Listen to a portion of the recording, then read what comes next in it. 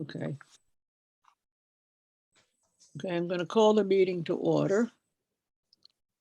And going down the agenda, everybody knows everybody, so we can skip the introductions.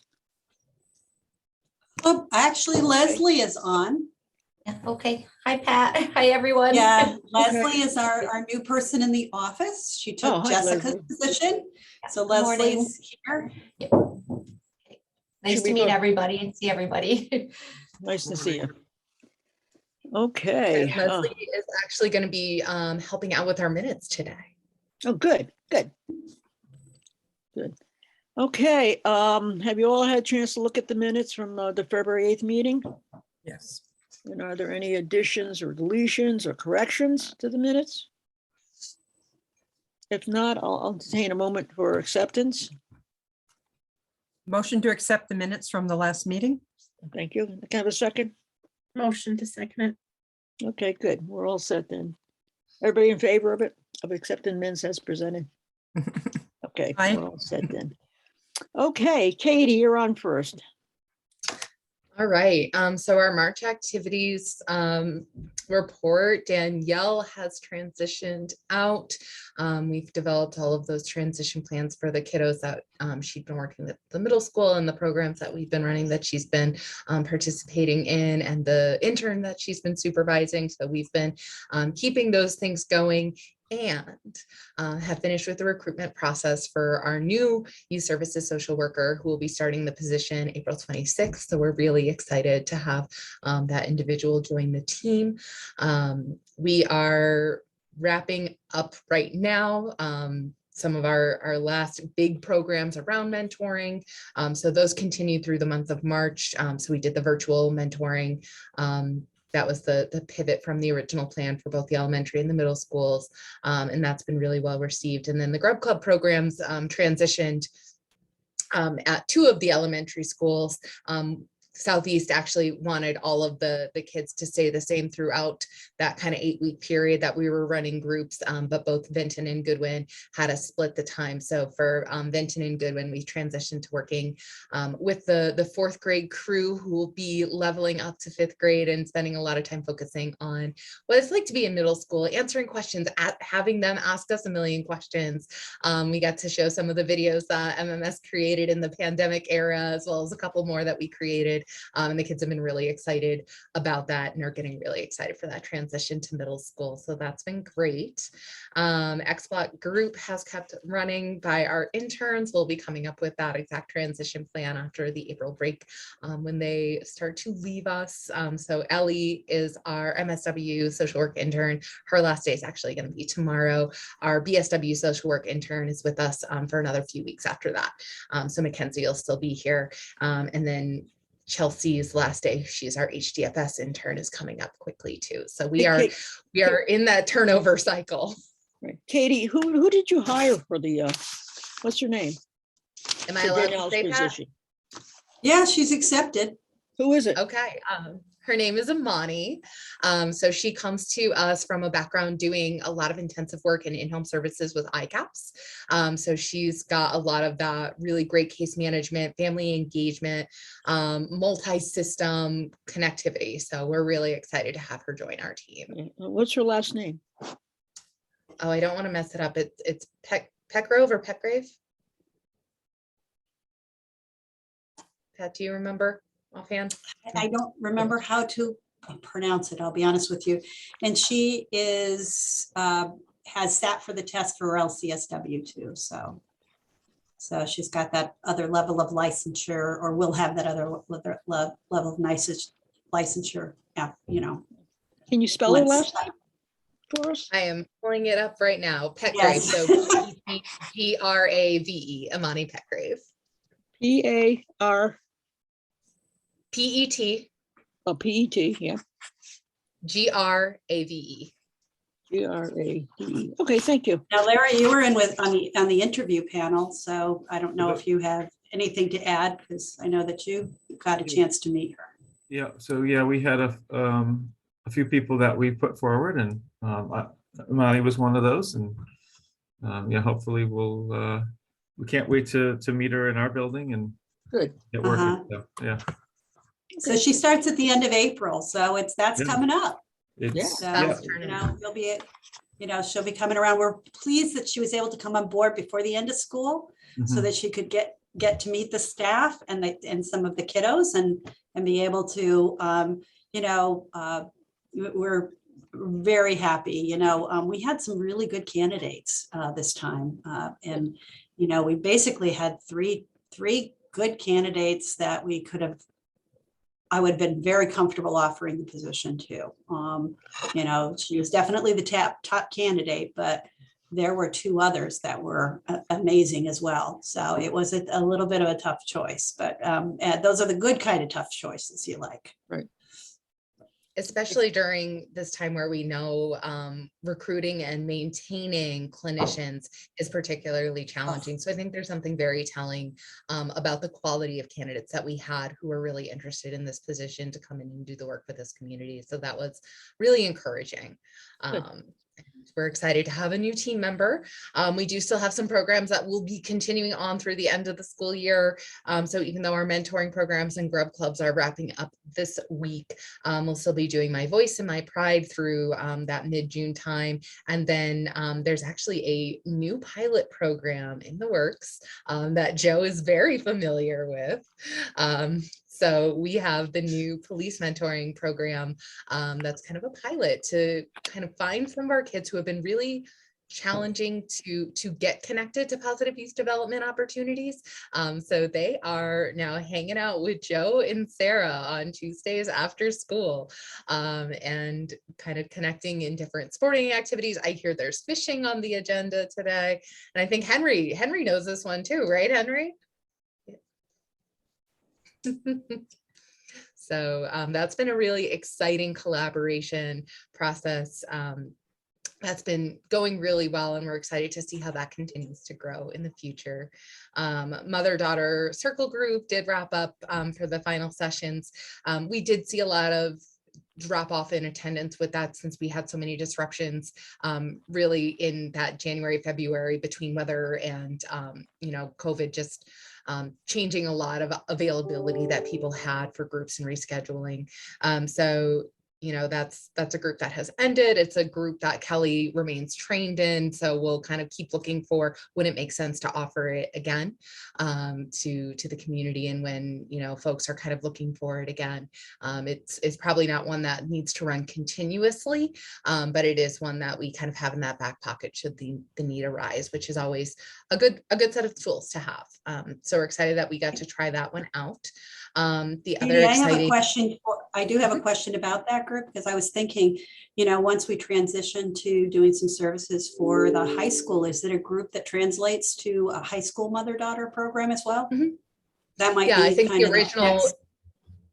I think the original age groups are actually more designed for the latter adolescents. And we had Okay, kind of good. tailored them younger for the middle school crew that we work with primarily now. But if that budget expansion does go through, we have the opportunity to kind of make that a high school age group as well.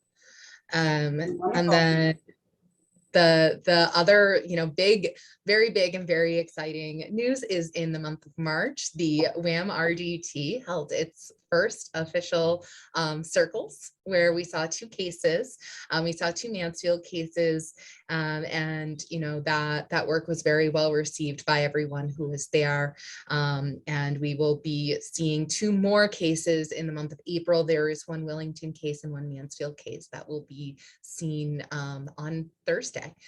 So we're excited that that has been off the ground. We're excited that all of our different connections are getting us those referrals for kids who really do, you know, get to now come through diversion instead of kind of other consequences. So we're excited for that. And we're excited to see the kids be excited about it too, and be motivated to kind of connect to the community in different ways and to kind of make those better choices. So we're thrilled that it has started off so well, and we hope that it'll keep going in that really positive direction. So thank you to everyone who has participated in that. Deborah. I'll just say that the feedback from the administration at the high school has been outstanding. And we did talk about this at both our board meeting recently and at our equity, justice, and diversity subcommittee, and everybody is extraordinarily pleased. And the question I asked last night of the principal was the couple of kids so far that had brief period of expulsion and then went through this process, reintegrated very well. No absentees afterwards, back into the saddle and doing what they need to do. So knock on wood, we hope that continues. We're very excited. And another really cool thing that actually came out of it, and Joe, you helped this to happen, is EO Smith was actually able to make a JRB referral for the first time to the Wyndham JRB, because that is something that previously that connection hadn't existed. So we were able to help connect a case over to Pat Calvo over at the Wyndham JRB. So we are really, with this creation, expanding diversion to a community that really, I mean, every community needs it. Every single community needs it. And to be able to do this expansion is just a wonderful and exciting thing. And Right. we're so thrilled with how it's been going. I have one Right. The question. other on two that, communities didn't have the infrastructure. They couldn't have done it. The departments are so small and overwhelmed with the need that, if we hadn't done this regional approach, it just wouldn't have been an option. Right. Katie, I have one question on that, if you have a minute. Yeah.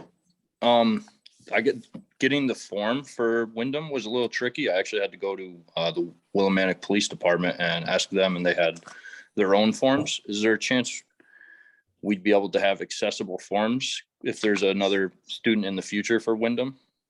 I'll reach out to Pat and see if she can hook us up. That'd be great. Thank you. Thank you. Katie, if you don't have luck, let me know. I can reach out and grab. I may have them already, so Okay. I'll look and see. Okay, Awesome. that would be great. I'll send Pat Calvo an email like right after this and see what we can do so that I can just walk him down the hallway to you guys, Joe, and you've got a stack if the need should arise. But Great. that Wyndham is a community that has had a JRB for a really long time, but because of kind of the infrastructure being different across towns, now we're able to have made a connection that kids maybe in other cases should have had, but nobody really knew about the opportunity because we weren't Right. doing it in town. So this is a really great thing for, like Pat was saying, for our whole region, particularly since it is inclusive for Willington and Ashford as well, who would have a much harder time kind of bringing all of the resources together. Right. Awesome. So I think that's my spiel. Okay, thank you. Pat? Yeah, so it's been all things budget, as you know, lately here. I was talking earlier about, we did present our budget, and of course, public safety did as well. So the police were there presenting at the same time, and I'll tell you how that kind of crosses over into our budget. So as you all know, I did put the service improvement in for a full-time social worker, thank you all for the support of that. The council and the town manager understands that this was something that came out of this advisory board. And it, I think, gave it a level of credence that sometimes when staff ask for additional staff by themselves, you do not have. In the town manager's budget, it was in as part-time, but there was a lot of discussion at the council regarding that, and a number of the challenges with getting and retaining a part-time person. It appeared that they were really leaning toward the a full-time person. But again, you can watch the meeting if you want. It's still available on the YouTube. You can watch that portion if you'd like to, and continue to advocate if that's what you want to see. There's certainly the work available, particularly with an expansion to the high school, and some of the challenges at the middle school with access to mental health services. Thank you so much for that. The other portion that's really relevant for this committee as well is we put in for the higher level of translation services to be available. I know the school has also invested in that. We now, and that went through into the budget, at least a preliminarily amount of money so that we would be able to get a high level of interpretive service for people who, so especially for parents who are non-English speaking, who we need to get into groups, into sessions, clinical sessions, into different other types of service. We really want parents to fully understand and be engaged in that process. And that can be a real challenge if English is not only a second language, but not really a second language for some of these parents. Kudos to Katie and, the other people who really brought this up as an issue and, have advocated. So that's in there as well.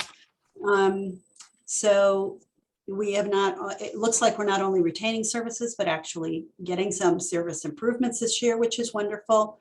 I was joking before, we'll have to hang this person from the ceiling. So we'll have to figure out office space and structure and all of that as well. But, it's a creative group of people, and so we would need to get the position first before we really moved into the worry about how that's going to play out. So, but anyway, and I did want to mention, and I'm not sure if our officer representative wants to say anything about this, but in public safety, now Lieutenant King came forward and talked about the budget, and he talked about putting in, and it's a little bit weird. It's basically an officer that would be on the regular daytime schedule that could work very specifically with youth. And in some of the youth programming and services, be very dedicated to working with the schools and working with our diversion program and making sure that some of the original contacts some of our youth have with police are positive, not negative.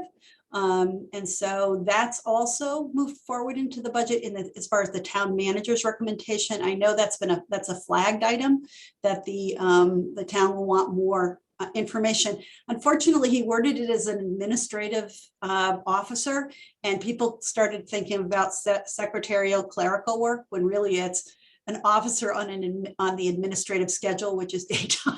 So, but he did a good job of clarifying that. But that's out there, and that it would have a big impact for us. It would be someone who would really be dedicated. I know how hard it can be for officers when they get a call, and yet they have a meeting like this, or they have a diversion meeting, and they're required for staffing and an emergency comes up. So this would be a great way to have an officer that was able to dedicate time specifically for the types of services and needs for our youth in town. So, and I don't know if you would like to comment on that anymore. No, you pretty much covered everything that I would have said. It definitely would be able to dedicate a lot more of their time towards it. I wish I'd be able to dedicate more of my time toward things like this. And unfortunately, I still have to answer a lot of calls on the road and things. So EO Smith has been giving us a lot of calls in the recent past, I guess, at least once a week we're there. So that admin position, like you said, it's just the admin schedule is what we refer to it as. And then they'd be able to, deal with those more often and create a positive influence on the kids too. Right. And so this is not a school resource officer, because that was another level of confusion that people had. This would be an officer that worked, their primary job would really be to work out of the office here, but also would be able to engage. So it's kind of the best of both worlds. Right. I related a little bit to our shared service model where our staff are town employees, but go into the school. So you have that ability to kind of slide in and out in a different way and see people in a different way, which is nice. So, but anyway, if you have any questions about that, I'm sure, we have a brand new sergeant as our, head of our resident troopers too. So, and I hope at some point he can come on and kind of meet this group, but he's just a little over a week now. Yeah, about a week he's been on. Yep. Yeah, Sergeant Merrill. So he's a great guy. He was one of my training officers when I started. So, the town's in good hands with him. Mhm. And is Lieutenant King still through our troop? Or did he No, get transferred? he got moved to Troop H in Hartford, so he's a lieutenant out there. Okay, yeah. Yep. So that's great that he came to the town council, even when he Yeah. was, this isn't in his area anymore. So he did a great Right. job explaining it. Glad to hear that. So, I'm sure he did. okay, all right. Okay. And, again, budget building, you've heard our staffing thing, building is more, space is a premium at the town hall, which we all know. Town's in the middle of a building study. That was, some of the preliminary results of that were presented at the town council meeting last night. Again, you can go on and watch that if you'd like. It has implications certainly for the senior center as well as the town hall. And future plans of, that are related to where all of our services are going to be located possibly in the future, and which priority they're going to set first for, because, I think as many of you know, our buildings are in really, really tough shape. And so it's going to be a hard decision to make where we go. A lot of it was waiting on the completion of the school project. So the council, I think, is interested in kind of taking a look at how we can incrementally deal with that, plus the 2 schools that are going to be vacated when the elementary school opens, because those will be returned as to the town as town property. So they got a lot of decisions to be made. Thank you. Do you have anything else, Pat? That's it, unless you have any questions. No, I think you guys covered it fairly well, so sounds good. All right, is there any old business? Anybody have anything? Any old business? How about new business? I'll throw out new business. You all, as members of our advisory board, are going to, as soon as this meeting is over, receive an invitation for our virtual volunteer recognition that Youth Services is doing this year. We're keeping it virtual instead of our in-person big to-do, but that'll be taking place next Thursday evening. So not this week, but next week. If folks are interested in joining us for that, we would love to have you and celebrate all of the work that you all as advisory board members do. And if everyone is willing on the call, I would love to be able to take a screenshot of us to include in that slideshow if folks are okay with that. Good. What time is the meeting? It will be from 5 to 6. Okay. All right. So everyone say cheese. Please. Thank you. Okay, good. Is there any other business anyone has they want to discuss? or anything? I just wanted to point out, I had gone to the Restorative Justice Training 101. Must have been 2 weeks ago. Good. I would encourage those that are part of our advisory board to attend. I thought it was pretty informative and gave me some practical learnings that I could apply, to my role as assistant principal, but certainly as serving in the diversionary board. So, Good. so just if you were on the fence about it, it's probably worthy of going. Okay, thank you. Sounds good. Can I Anything ask- else?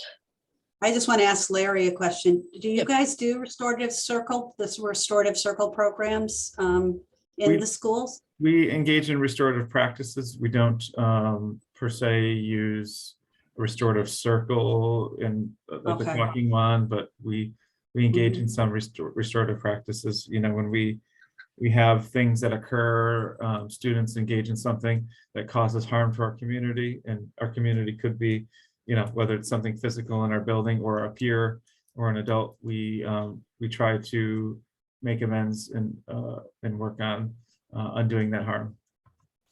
Great. So I think we have those practices in place. Okay, well, I will, if there's nothing else, I'll entertain a motion for adjournment. Our next meeting is May 10th. I hope to see you all there. So motion for adjournment. Yeah, Everyone motion wants to to stay adjourn. online. Motion to adjourn. Okay, is there a second?